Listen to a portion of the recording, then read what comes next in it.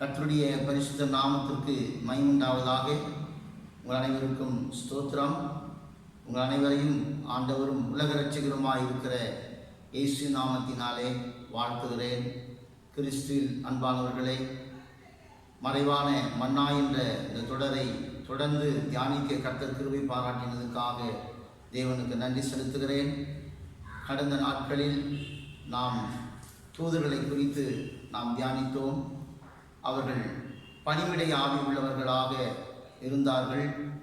ஊழியக்காரர்களும் பணிவிடை செய்யக்கூடிய ஆவி உள்ளவர்களாக இருந்து கர்த்தருடைய ஊழியத்தை செய்ய வேண்டும்.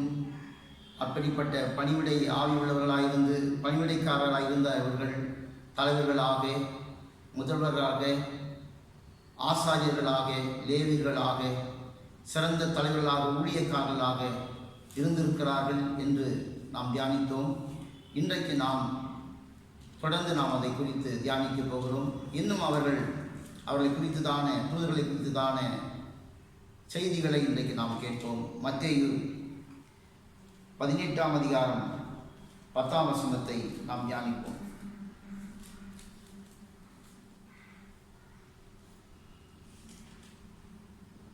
இந்த சிறியரில் ஒருவனையும் அற்பமாய் எண்ணாதபடிக்கு எச்சரிக்கையாயிருங்கள். இந்த சிறியர்களில் ஒருவனையும் அற்பமாய் எண்ணாதபடிக்கு எச்சரிக்கையாயிருங்கள். அவர்களுக்குரிய தேவதூதர்கள் பரலோகத்திலே என் பரமபிதாவின் சமூகத்தை எப்பொழுதும் தரிசிக்கிறார்கள் என்று உங்களுக்கு சொல்லுகிறேன். அவர்களுக்குரிய தூதர்கள் பரமபிதாவின் சமூகத்தை எப்போதும் தரிசிக்கிறார்கள் என்று உங்களுக்கு நான் அறிவிக்கிறேன். பிரியமானவர்களே, தூதர்கள் எப்போதும் தேவனுடைய சமூகத்தை தரிசிக்கக்கூடியவர்கள். அவர்கள் ஆண்டவரை 24 மணி நேரமும் ஸ்தோத்திரித்து மகிமைப்படுத்தக்கூடியவர்கள், தேவனுடைய சமூகத்தை தரிசிக்கக்கூடியவர்கள். அதுபோல அடுத்ததான தகுதி ஊழியக்காரனுக்கு இருக்க வேண்டிய தகுதி, தேவனுடைய சமூகத்தை எப்போதும் தரிசிக்கக்கூடியவர்களாக இருக்க வேண்டும். ஊழியக்காரர்கள் பணிவிடை ஆவி உள்ளவர்களாய் மாத்திரமல்ல, தேவனுடைய சமூகத்தை எப்போதும் தரிசிக்கக்கூடியவர்களாக இருக்க வேண்டும். ஏனென்று சொன்னால், தேவ சமூகத்திலே அவர்கள் ஆண்டவரை தரிசித்து ஆண்டவருடைய வார்த்தையை கேட்டு, கவனமாய் கேட்டு, கர்த்தருடைய சத்தத்தை கேட்டு, சபைக்கு சொல்லக்கூடியவர்கள், தூது சொல்லக்கூடியவர்கள், தேவனுடைய அந்த மன்னாவை, வசனம் என்கிற மன்னாவை பெற்று சபைக்கு போதிக்கக்கூடியவர்கள். அதனாலே தேவனுடைய சமூகத்தை எப்போதும் தூதர்கள் தரிசிக்கிறார்கள் என்று சொல்லி நாம் பார்க்கிறோம். அதை தான் இங்கே நாம் யாத்திராகமும் 33ஆம் அதிகாரம் அது வாசிப்போம். யாத்திராகமும் 33:12 வாசிப்போம். மோசே கர்த்தரை நோக்கி தேவரீர் இந்த ஜனங்களை அழைத்துக் கொண்டு போய் என்று சொன்னீர். ஆகிலும் என் ஜனம் என்னோட கூட இன்னாரை அனுப்புவேன் என்பதை எனக்கு நீர் அறிவிக்கவில்லை என்றார். உன்னை பெயர் சொல்லி அழைத்து அறிந்திருக்கிறேன் என்றும் உன் கண்களில் உனக்கு தயவு கிடைத்தது என்றும் தேவரீர் சொன்னதுண்டே. உம்முடைய கண்களில் இப்பொழுது எனக்கு கிருபை கிடைத்ததானால் நான் உம்மை அறிவதற்கும் உம்முடைய கண்களில் எனக்கு கிருபை கிடைப்பதற்கும் உம்முடைய வழி எனக்கு அறிவியும். உமது வழி எனக்கு அறிவியும். இந்த ஜாதி உம்முடைய ஜனம் என்று நினைத்தருளும் என்றான். இந்த ஜாதி உம்முடைய ஜனம் என்று நினைத்தருளும் என்றான். அதற்கு அவர் என் சமூகம் உனக்கு முன்பாக செல்லும். என் சமூகம் உனக்கு முன்பாக செல்லும். நான் உனக்கு இளைப்பாறுதலை தருவேன். மோசேயுடைய வேண்டுதல் என்ன? நாங்கள் புறப்பட்டு போகிறோம், எங்களோடு கூட நீ வர வேண்டும். நீ வராதிருந்தால் நாங்கள் போக மாட்டோம். அப்படியானால் மோசே எப்பொழுதும் தேவனுடைய சமூகத்தை தரிசிக்கக்கூடியவன். யார் ஒருவர் தேவ சமூகத்தை எப்பொழுதும் தரிசிக்கிறார்களோ, அது ஊழியரானாலும் சரி, விசுவாசிகளானாலும் சரி, ஜீவியத்திலும் ஆவிக்குரிய ஜீவியத்திலும் எல்லா விதத்திலும் அவர்கள் வெற்றியுள்ள ஒரு வாழ்க்கை வாழ்வார்கள்.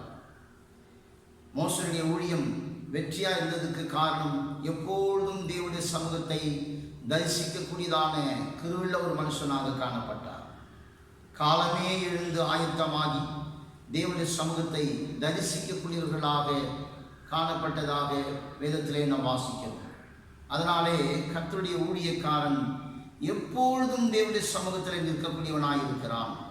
ஜனங்களுக்காக, தேசத்திற்காக, சபைக்காக, தன்னுடைய ஆவிக்குரிய வாழ்க்கைக்காக, அதை கட்டி எழுப்புவதற்காக பரிந்து பேசுவதற்காக, ஜனங்களுக்கு ஆசீர்வாதத்தை பெற்றுத் தருவதற்காக அவன் எப்பொழுதும் தேவனுடைய சமூகத்திலே நிற்கக்கூடியவனாய் இருக்கிறான் என்று சொல்லி நாம் பார்க்கிறோம்.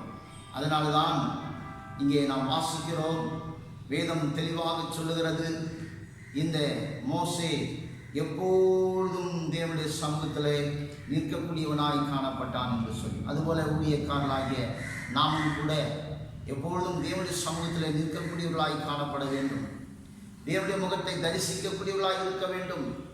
தேவனுடைய வார்த்தையை கேட்டு தேவனுடைய பிரசன்னத்தை உணர்ந்து சபைக்காக அந்த சத்தியத்தை சொல்லக்கூடியதான தேவ பிள்ளைகளாகிய தேவ ஊழியக்காரர்களாகிய நாம் தேவனுடைய முகத்தை எப்போதும் தரிசிக்கக்கூடியவர்களாக இருக்க வேண்டும். அதை தான் இப்பொழுது நாம் வாசித்தோமே, அவர்களுடைய தூதர்கள் தேவனுடைய சமூகத்தை தரிசிக்கிறார்கள். அடுத்ததாக ஊழியக்காரர்களுக்கு இருக்க வேண்டிய இன்னொரு தகுதி என்ன என்பதை பற்றி நாம் அடுத்ததாக பார்க்க போகிறோம். மார்க்கு 8ஆம் அதிகாரம் 38ஆம் வசனத்திலே நாம் வாசிக்கிறோம், ஆதலால் என் வார்த்தைகளை குறித்தும் எவன் வெட்கப்படுவானோ அவனை குறித்து மனுஷகுமாரன் தம்முடைய பிதாவின் மகிமை பொறிந்தவராக பரிசுத்த தூதர்களோடு கூட வரும்பொழுது வெட்கப்படுவார்கள் என்றார். பரிசுத்த தூதர்கள் பரிசுத்தர்கள். அப்படியானால் தேவனுடைய ஊழியக்காரனும் பரிசுத்தம் உள்ளவனாக இருக்க வேண்டும். நான் பரிசுத்தர், ஆகையால் நீங்களும் பரிசுத்தராயிருங்கள் என்று கர்த்தர் சொன்னார். தூதர்களும் பரிசுத்தவான்கள், பரிசுத்தர்கள். நான் பரிசுத்தர், நீங்களும் பரிசுத்தர் என்று சொல்லியிருக்கிறது போல கர்த்தருடைய ஊழியக்காரன் பரிசுத்தம் உள்ளவனாக இருக்க வேண்டும். பரிசுத்த தூதர்களோடு வரும் பொழுது இந்த சந்ததி வெட்கப்படுவார்கள் என்று சொல்லியிருக்கிறாரே என்று நாம் வேதத்திலே வாசிக்கிறோமே. தூதர்கள் பரிசுத்தர்கள் என்று அறிந்து கொள்கிறோம். சிலருடைய ஊழியம் நன்றாயிருக்கும், சிலருடைய ஜீவியம் நல்லா இருக்காது. ஆனால் வேதத்திலே நாம் பார்க்கிறோம், சங்கீதத்திலே 106:16 வசனத்தை வாசிக்கிறோம். பாளையத்தில் அவர்கள் மோசேயின் மேலும் கர்த்தருடைய பரிசுத்தனாகிய ஆரோனின் மேலும் பொறாமை கொண்டார்கள். பரிசுத்த ஆரோன் மேலும் பொறாமை கொண்டார்கள். பரிசுத்தனாகிய ஆரோன் மேலும் பொறாமை கொண்டார்கள். ஊழியத்திலே வெற்றியை மோசேக்கு கொடுத்தார்கள், பரிசுத்தத்திற்கு ஆரோனை ஒப்பிட்டு பேசினார்கள். அதனால்தான் ஆரோனை போல அழைக்கப்படாவிட்டால் இந்த கனமான ஊழியத்தை ஒருவனும் தானாய் செய்ய முடியாது. ஆரோனிடத்திலே பல நல்ல சுபாவங்கள் இருக்கிறது. அதிலே ஒன்று பரிசுத்தமான ஒரு தேவ மனிதன். அதனால்தான் பாளையத்தில் மோசே பரிசுத்தனாகிய ஆரோன் மேலும் பொறாமை கொண்டார்கள். அந்த பரிசுத்தத்திற்கு ஆரோனுக்கு சொல்லப்பட்டிருக்கிறதே, அதில் ஒரு காரியத்தை நான் உங்கள் மத்தியிலே நான் சொல்வதற்கு விரும்புகிறேன். என்னாகமம் புஸ்தகம், என்னாகமத்திலே வாசிங்கது. என்னாகமம் என்னாகமம் 3ஆம் அதிகாரம் அதிலிருந்து வாசிங்க. சீனாய் மலையில் கர்த்தர் மோசேயோடு பேசின நாளிலே ஆரோன் மோசே என்பவர்களுடைய வம்ச வரலாறாவது, ஆரோனுடைய குமாரர் முதல் பிறந்தவனாகிய நாதாப், அபியூ, எலியாசர், இத்தாமார் என்பவர்களே. ஆமென். ஆசாரிய ஊழியம் செய்கிறதற்கு அவனால் பிரதிஷ்டை செய்யப்பட்டு அபிஷேகம் பெற்ற ஆசாரியனான ஆரோனுடைய குமாரன் நாமங்கள் இவைகளே நாதாபும் அபியூவும் சீனாய் வனாந்தரத்தில் அந்நிய அக்கினி கர்த்தருடைய சந்நிதியில் கொண்டு வந்தபோது ஆரோனுடைய பிள்ளைகளாகிய நாதாபும் அபியூதும் கர்த்தருடைய பரிசுத்தமான அந்த பலிபீட தண்டிலே அந்நிய அக்கினியை கொண்டு வந்ததினாலே என்ன நடக்கிறது? படிங்க. கர்த்தருடைய சந்நிதியில் மரித்து போனார்கள். கர்த்தருடைய சந்நிதியில் மரித்து போனார்கள். ஆரோனுடைய பிள்ளைகள் மரித்து போனார்கள். ஆனால் ஆரோன் அதை குறித்து வருத்தம் தெரிவிக்கவும் இல்லை, தேவனிடத்தில் சஞ்சலப்படவும் இல்லை, தேவனை குறித்து குறை சொல்லவும் இல்லை, அதற்காக புலவும் இல்லை, அழவும் இல்லை. எல்லாவற்றுக்கும் மேலாக ஊழியத்தை விட்டுவிட்டு கோபம் கொண்டு தேவன் பேரிலே கோபம் கொண்டு பின்மாற்றத்திலே போய்விடவும் இல்லை. இதையெல்லாம் கர்த்தர் பார்த்து ஆரோனை சொல்லுகிறார், பரிசுத்தனாகிய ஆரோன் மேலும். ஆரோன் என்று சொல்லப்படுகிறது, பரிசுத்தனாகிய ஆரோன். காரணம், ஆரோன் தொடர்ந்து தேவனுடைய ஊழியத்தை செய்வதற்காக அவன் எப்பொழுதும் போல தேவனுடைய சமூகத்தில் நின்றான். ஆண்டவர் ஆரோனை ஊழியத்துக்கு அழைத்ததை பின்வரும் வசனங்களிலே பார்க்கிறோம். தொடர்ந்து வாசிங்க அந்த வசனத்தை. கர்த்தர் மோசேயை நோக்கி நீ லேவி கோத்திரத்தாரை சேர்த்து அவர்கள் ஆசாரியனாகிய ஆரோனுக்கு பணிவிடை செய்யும்படி அவர்களை நிறுத்து. பாருங்க, ஆசாரியனாகிய ஆரோனுக்கு பணிவிடை செய்யும்படிக்கு அவர்களை நிறுத்து. அவர் ஒருவேளை பிள்ளைகள் இறந்து போனதினாலே அதை பார்த்து சஞ்சலப்பட்டு ஊழியத்தை விட்டிருந்தால், ஊழியத்தை அவர் வேண்டாம் என்று புறக்கணித்திருந்தால், கர்த்தர் மேலே கோபம் கொண்டு இந்த ஊழியம் வேண்டாம் என்று புறக்கணித்திருந்தால், ஆண்டவர் இந்த ஆரோனை நியமித்திருக்க மாட்டார். இதிலிருந்து நமக்கு நன்றாக தெரிகிறது, ஆரோன் மிகவும் பொறுமை உள்ளவர், விசுவாசம் உள்ளவர். பொறுமை உள்ளவர் மாத்திரமல்ல, தாழ்மை உள்ளவர். அவர் தேவனிடத்திலே தன்னுடைய கோபத்தை செலுத்தவில்லை. கர்த்தர் செய்ததற்கு அவர் ஒன்றும் மறுத்தார் எதுவும் சொல்லவில்லை. அவருடைய ஊழியத்திலே நாம் பார்க்கும் பொழுது பரிசுத்தத்தை வெளிப்படுத்தினார், தாழ்மை வெளிப்படுத்தினார், கீழ்ப்படிதலை வெளிப்படுத்தினார். அதனாலே பரிசுத்தனாகிய ஆரோன் பாளையத்தின் மோசே என்று சொல்லப்படுகிறது. அதனாலே சிலருடைய ஊழியம் நல்லா இருக்கும், ஆனால் ஜீவியம் நல்லா இருக்காது. சிலருடைய ஊழியமும் நல்லா இருக்கும், ஜீவியம் நல்லா இருக்கும். ஆனால் ரெண்டுமே நல்லா இருக்கிறது தான் கர்த்தர் விரும்புகிறார். ஊழியமும் நல்லா இருக்கணும், ஜீவியம் நல்லா இருக்கணும். அடுத்ததாக நாம் பார்க்க வேண்டிய ஒரு காரியம் இன்னொன்று சொன்னால், தீமோத்தேயின் புஸ்தகத்திலே வாசிக்கிறோம்.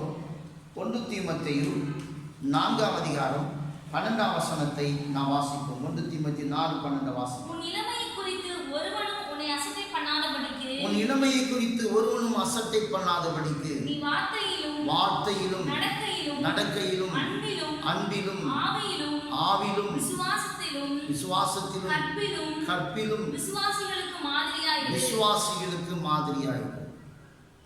அவர் ஒரு மாதிரி அப்படின்னு சொல்லக்கூடாது, மாதிரியாய், சபைக்கு மாதிரியாய், விசுவாசிகளுக்கு மாதிரியாய், கற்பிலும் அன்பிலும் பரிசுத்தத்திலும் தேவனுடைய சபைக்கு ஊழியக்காரன் மாதிரியாய் இருக்க வேண்டும். அதனாலே அந்த தூதர்களுக்குள்ளே இருந்த இன்னொன்று ஒரு சிறந்த தன்மை பரிசுத்தம். பரிசுத்தர்கள், ஊழியக்காரர்கள் பரிசுத்தர்களாய் இருக்க வேண்டும். தூதர்கள் பரிசுத்தராய் இருந்திருக்கிறார்கள். ஊழியம் செய்யக்கூடியவர் ஊழியக்காரர்கள் பரிசுத்தராய் இருக்க வேண்டும்.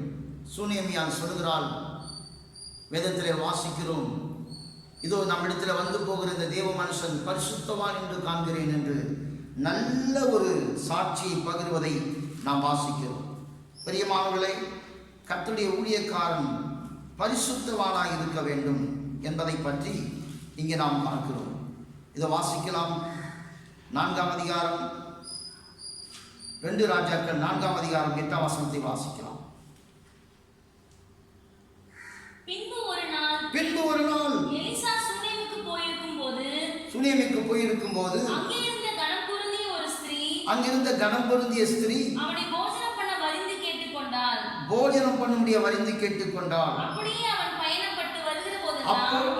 அவர் பயணப்பட்டு வருகிற போதெல்லாம் அங்கே வந்து தங்குவார். அவன் தன் புருஷனை நோக்கி, ஆமென், இதோ நம்மிடத்தில் எப்பொழுதும் வந்து போகிற தேவனுடைய மனுஷனாகிய இவர் பரிசுத்தவான் என்று காண்கிறேன். ஒரு பெண்ணுடைய வாயிலிருந்து இவர் பரிசுத்தவான் என்று சொல்லை வாங்குவது, சாட்சி வாங்குவது மிகவும் கடினமான காரியம். பெண்களுக்கு இயற்கையாகவே ஒரு நல்ல ஒரு கிருபை இருக்கிறது. ஒரு மனுஷனுடைய பார்வை சரியாக கணிக்கக்கூடிய கிருபை பெண்களுக்கு இருக்கிறது. நம்முடைய பார்வை சரியில்லைன்னு சொன்னால் நம்ம வந்து போன உடனே பக்கத்தில் இருக்குன்னு சொல்லுவாங்க, அவருடைய பார்வையே சரி கிடையாது, பேச்சு சரியில்லை, நடக்கை சரியில்லை என்று. ஆனால் இந்த தேவ மனுஷனை பற்றி நாம் பார்க்கும் பொழுது, இந்த எலிசாவை பற்றி இந்த சூனேமியன் சொல்கிறார், எப்பொழுது நம்மிடத்தில் வந்து போகிற தேவ மனுஷனாகி இவர் பரிசுத்தவான் என்று காண்கிறேன். தேவனுடைய சமூகத்திலே நின்றால் மாத்திரம் போதாது, எப்பொழுதும் தரிசித்தால் மாத்திரம் போதாது, பணிவிடை உள்ள தாழ்மையாய் இருந்தால் மாத்திரம் போதாது, பரிசுத்தவானாய் காண வேண்டும் என்பதை பற்றி நாம் இங்கே பார்க்கிறோம். ஆனபடி நாம் தேவனுடைய ஊழியக்காரனுக்கு பரிசுத்தம் மிகவும் அவசியம் என்பதை இங்கே நாம் பார்க்கிறோம். அடுத்ததாக நாம் வாசிப்போம் 1 பேதுரு புத்தகம் 4ஆம் அதிகாரம் 5ஆம் அதிகாரம் 5ஆம் வசனம். 1 பேதுரு 5. அந்தபடி இளைஞரே மூப்பருக்கு கீழ்ப்படியுங்கள். நீங்கள் எல்லாரும் ஒருவருக்கொருவர் கீழ்ப்படிந்து மனத்தாழ்மை அணிந்து கொள்ளுங்கள். மனத்தாழ்மை அணிந்து கொள்ளுங்கள். மனத்தாழ்மையை அணிந்து கொள்ளக்கூடியவர்களாக நாம் காணப்பட வேண்டும். கீழ்ப்படிந்து மனத்தாழ்மை அணிந்து கொள்ளுங்கள். அதனாலே நாம் பரிசுத்தமுள்ள ஊழியக்காரர்களுக்கு கீழ்ப்படியும் போது மனத்தாழ்மை அணிந்து கொள்ளக்கூடியவர்களாக நாம் காணப்படுகிறோம் என்ற சத்தியத்தை இந்த நாளிலே நாம் அறிந்து கொண்டிருக்கிறோம். தொடர்ந்து நாம் இந்த வசனத்தை நாம் தியானிப்போமாக. தொடர்ந்து நாம் கர்த்தருடைய வசனத்தை நாம் பார்ப்போம். கர்த்தருடைய ஊழியக்காரர்கள் இந்த வசனத்திலே பார்க்கும் பொழுது தூதர்களின் காலத்திலே தூதர்களை பற்றி இந்த வேதத்திலே சொல்லியிருக்கிறபடி தூதர்கள் எப்படி இருந்திருக்கிறார்கள், கர்த்தருடைய ஊழியக்காரன் ஒரு தூதன்தான் என்பதை நாம் அறிந்து கொண்டபடினாலே அவர்கள் எப்படி இருக்க வேண்டும், தாழ்மை உள்ளவர்களாக, எப்பொழுதும் தேவனுடைய சமூகத்தை தரிசிக்கக்கூடியவர்களாக, 3வது பரிசுத்தம் உள்ளவர்களாக ஊழியக்காரர்கள் காணப்பட வேண்டும் என்று நாம் தியானித்தோம். கர்த்தருக்கு சித்தமானால் இதனுடைய தொடர்ச்சியை நாம் அடுத்த வாரம் தொடர்ந்து நாம் தியானிப்போம். அதுவரையிலும் தேவ கிருபையானது உங்களை பாதுகாத்து அவர் உங்களை ஆஸ்வதித்து உங்களை வழிநடத்துவார். கர்த்தர் உங்களை ஆஸ்வதிப்பாராக. ஆமென்.